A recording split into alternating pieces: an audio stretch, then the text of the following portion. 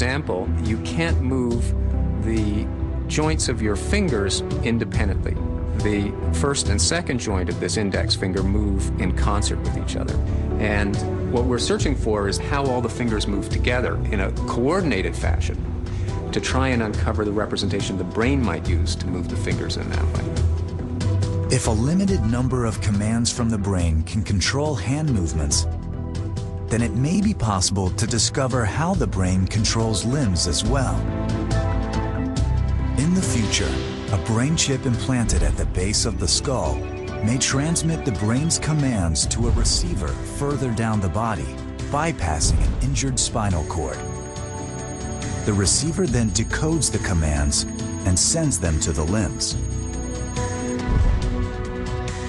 We're at the beginning of this age of neurotechnology, and what I want to see is that we can have a physical repair of the nervous system. And what I mean is that someday you'll be sitting here interviewing someone and they'll be moving their hands, they'll be walking around, they'll be talking, and they will tell you that I'm in fact spinal cord injured, but I've been repaired by a brain gate chip in my motor areas that have reconnected my arms and my legs, and I play sports, I live a normal life. In 50 years, brain chips will allow trauma victims to manipulate their limbs, but one has gone further. He manipulated his records. Haha, my friend. Dégâts Alain, suspicion of manipulation confirmed. Cancel insurance coverage immediately. Confirmed. Dégâts Alain, cancel insurance coverage immediately. Now when I let go of you, just think of walking.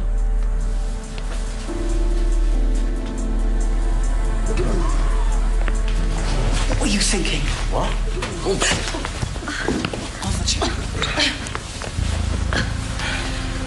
Maybe I should come back in a few minutes. What's the problem? The results for your urine tests before and after the accident don't match up. You manipulated them. I had a few drinks the night before. I was just trying to keep my premiums down. Alain, personal care refusing to pay a dime. You know what that means. NI. You're not insured. Monsieur Degas, I'm sorry. Treatments for those without premium insurance will be limited, but attempting to beat the system could be fatal.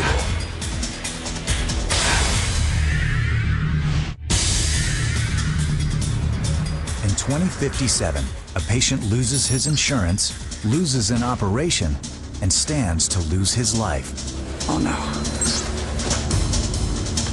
But another patient's loss could prove his salvation.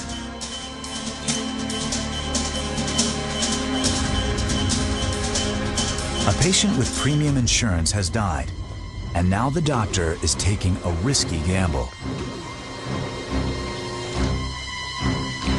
Sorry, Jacques.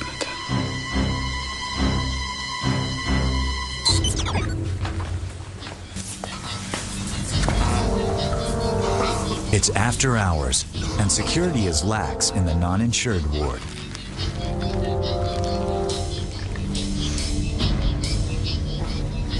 Marie, what are you doing here? Everything we do from now on could cost me my job. I'm giving you the insurance chip of a first-class patient. What have you done? He was dead already. There's a way to adjust the machine so that he looks like he's still alive to central monitoring. Are you crazy? What are you going to do with the other guy? On paper, he'll die 2 days later. I'm going to build the heart to his chip and then operate on it. And then operate on you as planned tomorrow. Then I'll switch the chips back.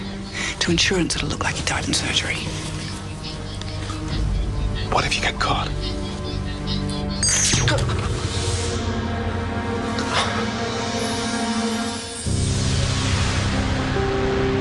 The next morning, Alain arrives in the operating room. His custom-printed heart is ready. Now, who have we got here?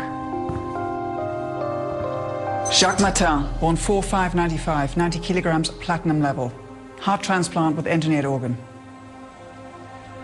Can you believe he's 62 years old? He's in good shape, Monsieur Jacques Martin. Concentration, please. Everyone ready? Patient hypotherm. During surgery, doctors won't have to touch the patient. Body temperature 46 degrees. Blood completely replaced with plasma solution. Instead, surgeons will manipulate a 3D model of the body.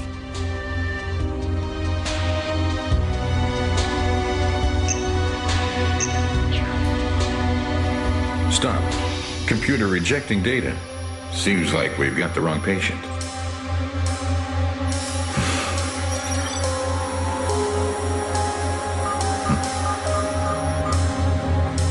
There we go. Piece of junk. No kidding.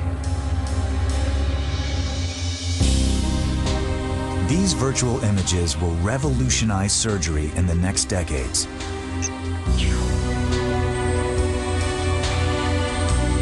With a click, doctors can switch from a scalpel to a saw. They open the thorax virtually, while robotic arms perform the actual incisions. Are all the main arteries blocked? Yes, you can remove the organ.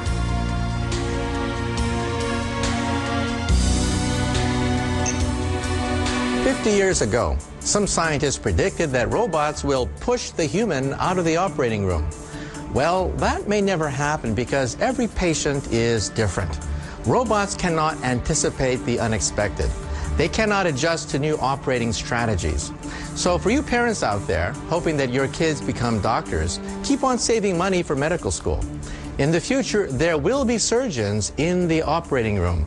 And it's going to be the human-machine partnership that will perform miracles in the hospital. Robotic surgery will soon transform how we operate on the body. Don't give up.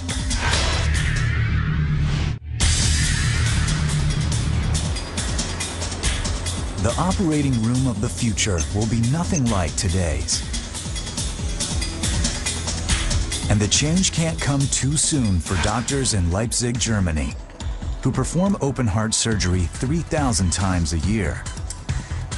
They need specialized instruments for these risky operations. But today, their tools have reached their limits.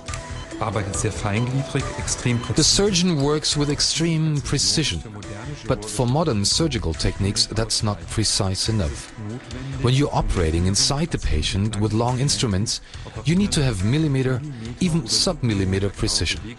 That means we need to develop instruments which are an extension of the surgeon's hand inside the patient's body. 50 years from now, most surgery will be robotic. In Leipzig, physicians are testing a robotic system that merges man and machine. Using a pig's heart, a surgeon practices a bypass.